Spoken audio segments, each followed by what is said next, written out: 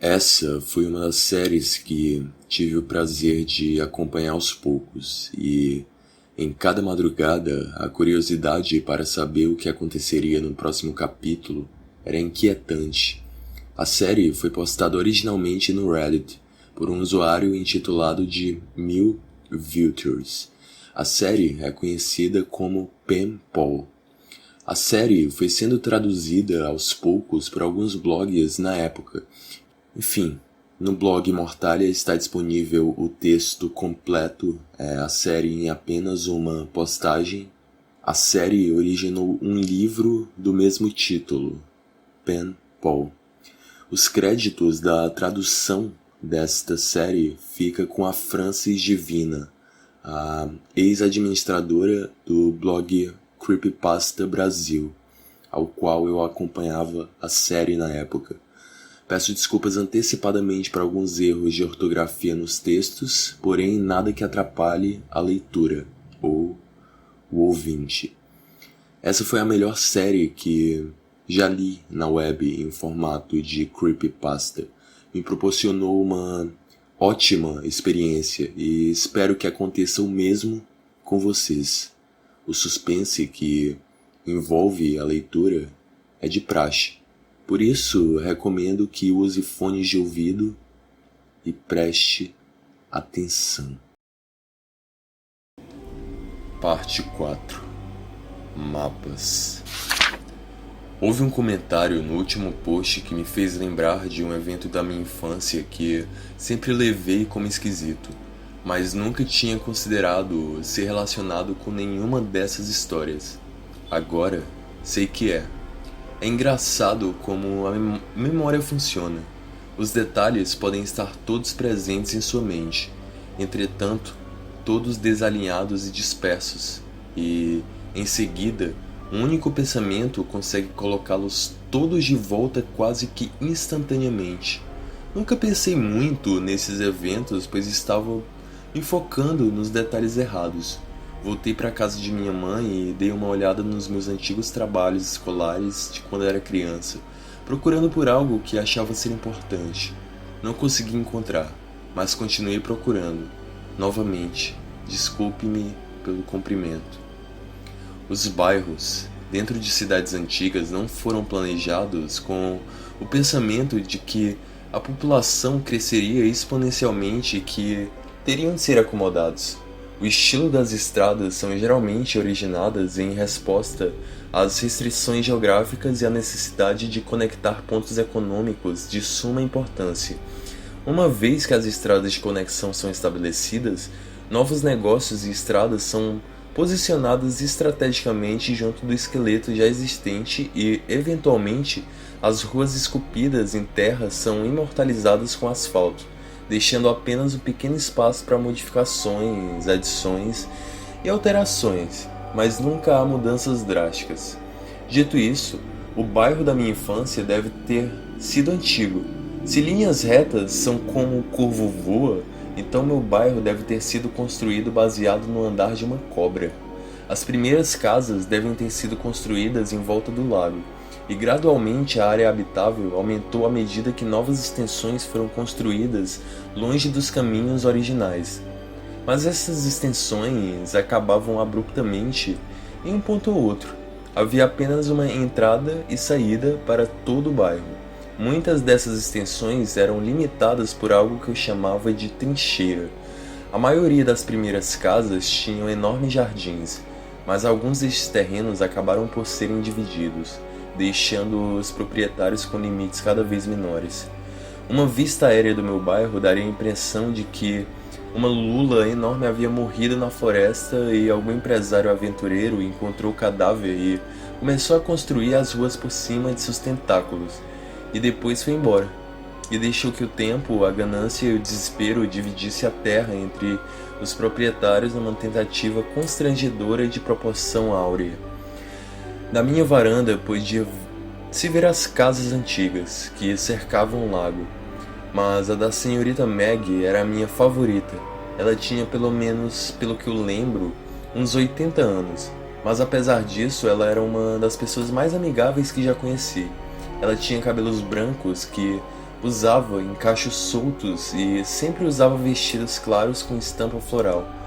Ela, de sua varanda, conversava comigo e Josh quando estávamos nadando no lago e sempre nos convidava para fazer um lanche.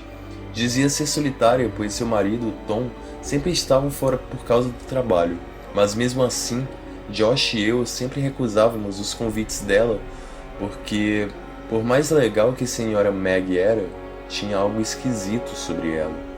De vez em quando, nadávamos para longe e ela dizia: Chris e John, vocês são sempre bem-vindos aqui. E nós continuávamos a ouvi-la gritar mesmo quando já estávamos andando para casa. Senhora Meg, assim como os outros donos das casas mais antigas, tinha um sistema de regador automático, que era ligado a um temporizador, embora em algum momento ao longo dos anos seu temporizador deve ter quebrado, pois os regadores ligavam várias vezes durante o dia e às vezes até à noite, durante o ano todo. Embora nunca tenha ficado frio o suficiente para nevar várias vezes no inverno, eu ia até o jardim da senhora Meg para ver o paraíso ártico surreal feito pela água congelada. Todos os outros jardins continuavam secos e isentos do gelo do inverno, mas lá, bem no meio, estava aquele lindo oásis de gelo que caía com estalactites em todos os galhos de cada árvore e todas as folhas de cada arbusto. Enquanto o sol nascia, este refletia em cada peça de gelo, fazendo um incrível arco-íris, que só podia ser visto por um breve momento, antes de cegar você. Mesmo quando criança, eu ficava impressionado por quão lindo era aquilo, e regularmente Josh e eu íamos para lá andar sobre a grama congelada e fazer guerra de espada com pedaços de gelo. Uma vez perguntei para minha mãe o porquê dela deixar os regadores ligados daquele jeito. Minha mãe pareceu procurar pela resposta certa antes de dizer: Bem, querido, senhora Meg está muito doente e algumas vezes quando ela fica muito doente, fica confusa. É por isso que às vezes confunde o seu nome e o de Josh. Ela não tem essa intenção, mas às vezes não consegue lembrar. Ela vive sozinha naquela casa enorme. Então vocês podem conversar com ela enquanto estiverem nadando no lago. Mas quando ela convidar vocês para entrar, você devia continuar a dizer: não. Seja educado, ela não ficará magoada. Mas ela ficará menos solitária quando seu marido voltar para casa, certo? Quanto tempo ele vai ficar longe por causa do trabalho? Parece que ele sempre está longe. Minha mãe parecia se conter e eu podia perceber que ela estava muito triste. Finalmente ela respondeu: Querido, Tom não irá voltar. Tom está no céu. Ele morreu há muitos e muitos anos atrás, mas a senhora Meg não consegue se lembrar. Ela fica confusa e se esquece. Mas Tom nunca vai voltar para casa. Se alguém se mudasse para casa dela, provavelmente ela acharia que era o Tom. Mas ele se foi, querido. Eu tinha 5 ou 6 anos quando ela me falou isso. E mesmo que não entendesse completamente, fiquei profundamente triste pela senhora Meg. Agora sei que a senhora Meg tinha mal de Alzheimer. Ela e seu marido tiveram 2 filhos, Chris e John. Os 2 pagavam pelas despesas da senhora Meg, como água e eletricidade, mas nunca iam visitá-la. Não sei se algo aconteceu entre eles, se foi a doença ou se eles viviam muito longe, mas eles nunca apareciam por lá. Eu não fazia ideia de como eles se pareciam, mas houve épocas em que a senhora Meg deve ter achado que eu e Josh fôssemos parecidos com eles quando eram crianças. Ou talvez ela só viu que uma parte de sua memória queria desesperadamente ver, ignorando as imagens transmitidas por seus nervos ópticos e por um curto período de tempo mostrando apenas o que ela queria ver. Só agora percebo quão solitária ela era de verdade. Durante o verão, depois que tinha saído do jardim de infância, antes dos eventos de balões, Josh e eu saímos para vasculhar o bosque perto da minha casa, assim como as valas perto do lago. Sabíamos que o bosque entre nossas casas eram conectados, e achamos que seria demais se o lago perto da minha casa fosse conectado com um córrego perto da dele. Então resolvemos que tentaríamos descobrir. Nós iríamos fazer mapas. O plano era fazer 2 mapas separados e, em seguida, combiná-los em um só, Faríamos um mapa explorando a área em volta do córrego perto da casa dele, e fazia outro seguindo a saída do lago. Originalmente, iríamos fazer apenas um, mas então percebemos que não seria possível, pois eu já tinha começado a desenhar o mapa da minha área em uma escala tão grande que a rota da casa dele não iria caber. Mantínhamos o mapa do lago na minha casa e o do córrego na casa dele, e conectávamos os dois quando passávamos a noite na casa um do outro. Nas primeiras semanas tudo ocorreu bem. Nós andávamos pelo bosque perto da água e parávamos às vezes para adicionar coisas no mapa e parecia que se encontrariam logo. Não tínhamos nenhum equipamento especial para esse trabalho, nem mesmo compasso, mas tentamos fazê-lo certinho. Tivemos a ideia de enfiar um galho na terra quando parássemos de fazer o mapa no fim de tudo. Assim saberíamos o ponto certo onde finalmente tinham se encontrado. Provavelmente fomos os piores cartógrafos da história, entretanto, percebemos que em certo ponto as árvores eram muito grossas perto d'água, e não fomos capazes de prosseguir. Perdemos o interesse no projeto por um tempo e nossas explorações foram reduzidas significativamente, mesmo que não completamente, quando começamos a vender raspadinhas. Depois que mostrei todas as polaroids que tinha trazido da escola para casa para minha mãe, ela confiscou a máquina de raspadinha e nosso interesse nos mapas voltaram. Tivemos que inventar outro plano, embora eu não entendesse o porquê. Minha mãe tinha colocado severas restrições de o que eu podia fazer, onde eu podia ir, e tinha que ir de vez em quando para casa para dizer que estava tudo bem se eu fosse sair para brincar com Josh. Isso significava que não podíamos ficar horas no bosque procurando por um novo caminho. Pensamos em nadar para atravessar a parte densa da floresta, mas isso claramente não funcionaria desde que molharíamos o mapa. Tentamos ir mais rápido quando estávamos vindo da casa de Josh, mas acabamos tendo o mesmo problema. Então, tivemos uma ideia brilhante. Teríamos de construir uma jangada. Por conta das construções no bairro, havia uma grande quantidade de materiais de construção não usados que as companhias colocavam dentro da vala para não deixar nas estradas e terrenos, sendo que não seriam mais utilizados. Originalmente, tivemos a ideia de um navio formidável, completo com mastro e âncora, mas rapidamente isso foi mudado para algo bem mais fácil. Deixamos a madeira de lado e pegamos vários pedaços de isopor e placas de espuma sintética e amarramos com cordas e linhas de pipa. Lançamos nossa embarcação um pouco antes da casa da senhora Meg e abanamos a Deus enquanto ela fazia sinal para que voltássemos. Mas não tinha como parar. A jangada funcionou muito bem. Enquanto falávamos e agíamos como se a funcionalidade da jangada fosse garantida, eu fiquei um tanto surpreso. Nós dois tínhamos em mãos galhos longos das árvores para usar como remo, mas descobrimos que usá-los impulsionando a terra por debaixo da água era muito mais fácil do que como antes pretendido. Quando chegamos a uma certa profundidade, simplesmente deitamos de barriga para baixo e usamos as mãos como remo, o que também funcionava, embora não tão bem.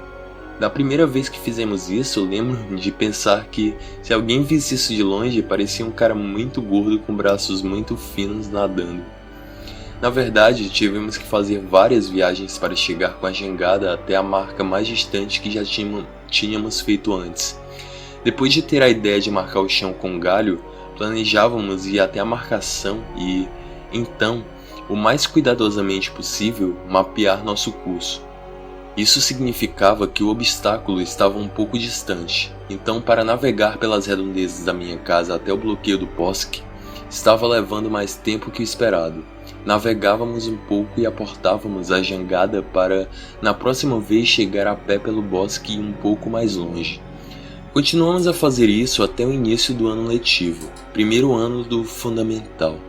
Josh e eu fomos matriculados em turmas diferentes naquele ano, então, mesmo que não nos encontrássemos durante o dia na escola, nossos pais estavam mais dispostos a deixar-nos sair juntos todos os finais de semana.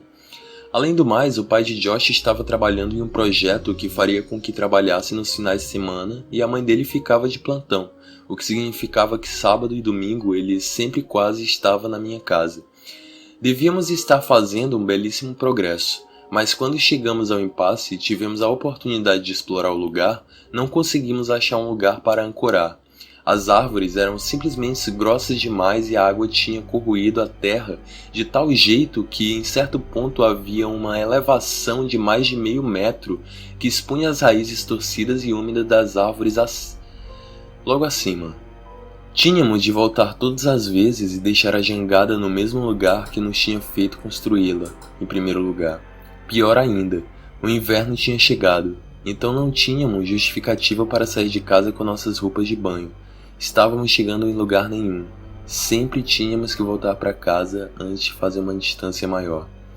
Em um sábado, por volta das 7 da noite, Josh e eu estávamos brincando quando uma das colegas de trabalho da minha mãe bateu na porta do meu quarto. Seu nome era Samantha, e agora lembro-me bem dela, pois eu a pedi em casamento alguns anos depois, quando visitando minha mãe.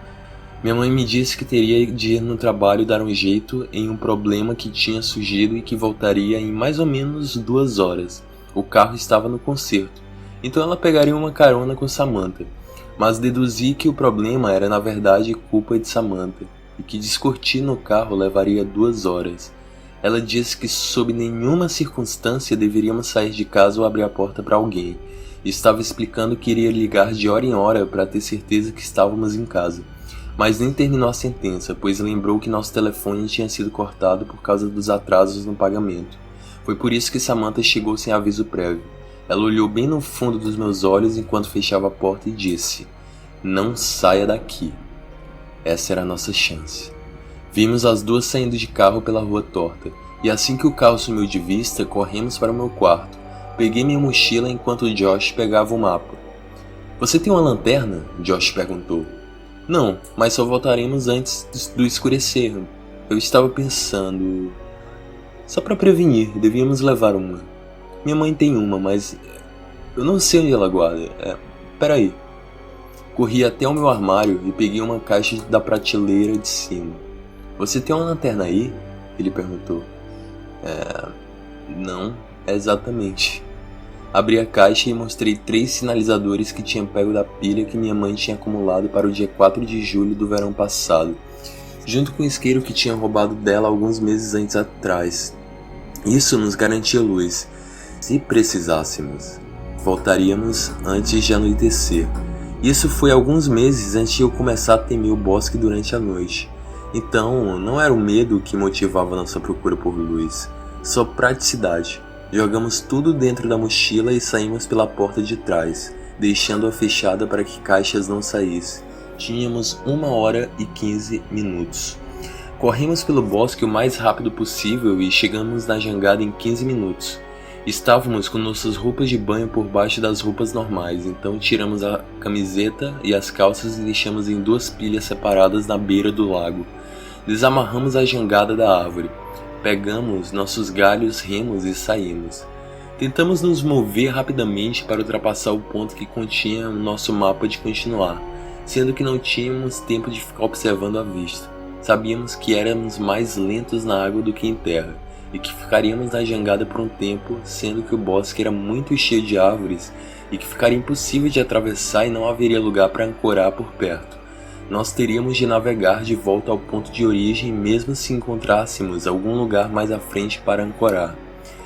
Depois de passar pela última parte desenhada em nosso mapa, o lago ficou muito fundo e eventualmente não conseguimos mais usar os galhos contra o chão. Então deitamos de barriga para baixo e começamos a remar com as mãos. O céu estava escurecendo e com o resultado disso ficava mais difícil distinguir uma árvore da outra e começamos a ficar levemente nervosos. Com a meta de fazer aquilo o mais rápido possível, estávamos remando rápido com nossos braços, mas isso fazia muito barulho. Enquanto nossas mãos batiam repetidamente na superfície da água, enquanto fazíamos isso, podíamos ouvir o esmagar de folhas mortas e galhos pequenos se quebrando no bosque à nossa direita. Quando reduzíamos a quase zero o som das nossas ações, os barulhos paravam, e começamos a nos perguntar se realmente tínhamos ouvido alguma coisa em primeiro lugar. Não tínhamos ideia de que tipo de animais habitavam ali, tão fundo o bosque, e na verdade, nem queríamos descobrir. Enquanto Josh falava mais da Sra. Meg, me lembrei que o isqueiro ainda devia estar no meu bolso e que seria desastroso se minha mãe o achasse. Peguei os shorts do chão e procurei em meus bolsos. Senti algo, mas não era o isqueiro. Do meu bolso traseiro tirei um pedaço de papel dobrado.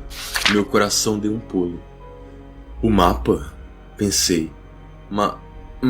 Mas eu o vi flutuando para longe. Enquanto desdobrava o papel, meu estômago deu uma volta enquanto tentava desvendar o que estava vendo. Desenhado, havia 2 bonecos de palito segurando as mãos dentro de uma forma oval. Um era muito maior que o outro, mas não tinham rostos. O papel tinha sido rasgado, então um pedaço estava faltando, rasgado. E havia um número escrito no topo direito, bem no canto. Eram 15 ou um 16. Nervoso, mostrei para Josh e perguntei a ele se tinha sido ele que tinha colocado ali aquilo no meu bolso em algum momento. Mas ele zombou da ideia e perguntou por que eu estava tão chateado. Apontei para o boneco de palito menor e o que estava escrito ao seu lado. Eram minhas iniciais. Deixei aquilo para lá e contei o resto da conversa entre mim e a Sra. Meg. Eu sempre tinha atribuído aquela estranha mudança de comportamento por ela estar doente, mas agora, depois de todos esses anos que repenso nos eventos, agora, enquanto penso nisso, uma profunda tristeza por Sra. Meg vem a mim, mas é aumentada pela sensação iminente de desespero sobre o porquê ela disse, talvez outra hora. Eu sabia o que ela tinha dito, mas não tinha entendido naquela noite. Não tinha entendido suas palavras mesmo quando, semanas depois, assisti homens estranhos usando uniformes laranjas de isolamento bioquímico, carregando o que eu achava ser grandes sacolas de lixo da casa dela, ou porque todo o bairro cheirava a morte naquele dia. Ainda não tinha entendido quando eles condenaram a casa e a cercaram um pouco antes de nos mudarmos. Mas agora eu entendo. Entendo porque suas últimas palavras a mim eram tão importantes, mesmo que nem ela, nem eu percebemos na época. Sra. Meg tinha me dito que Tom havia voltado para casa, mas agora sei quem tinha realmente se mudado para lá, assim como eu sei porque nunca vi seu corpo sendo carregado em uma maca. As sacolas não estavam cheias de lixo.